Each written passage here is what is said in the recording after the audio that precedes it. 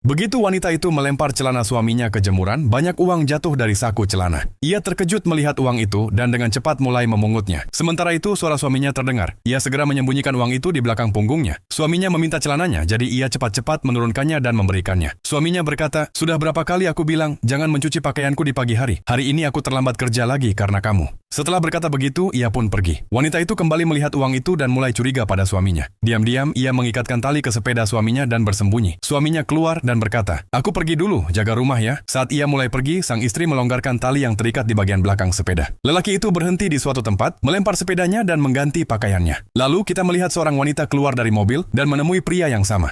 Sementara itu, istrinya juga sampai di sana setelah diam-diam mengikutinya dan melihatnya bersama wanita lain itu.